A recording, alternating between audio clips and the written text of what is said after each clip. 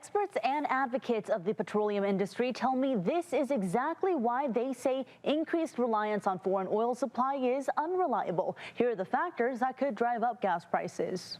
Now you have a major geopolitical event. This is not a little event. This is a big event, which is completely outside of our control. And events outside of our control mean an unreliable supply of oil for Californians, says University of Southern California Associate Professor Mike Miche.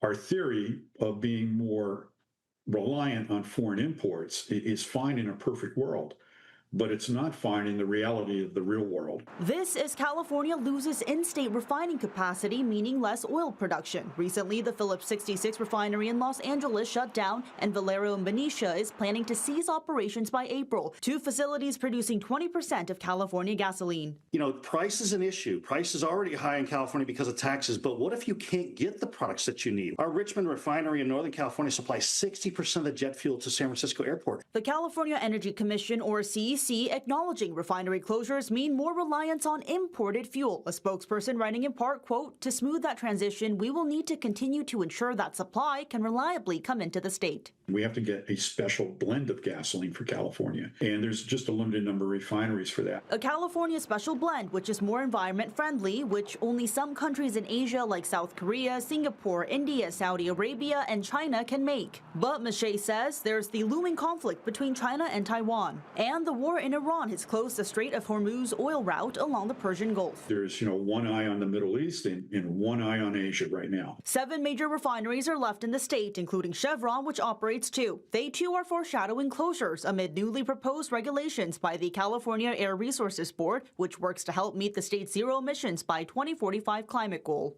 Are you guys threatening to move out of state and close down your 2 refineries if these amendments do pass?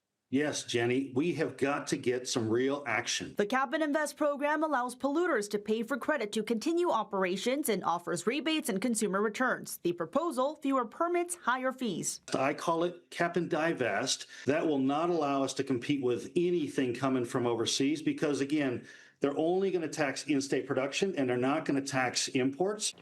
And a CARB spokesperson says, quote, "The Cap and Invest program is the most cost-effective way for California to achieve its statutorily mandated climate goals." Andy Walls with Chevron says he's heard back from the CEC and that back and forth discussions over the amendments are ongoing. Jenny Hutt, News 8.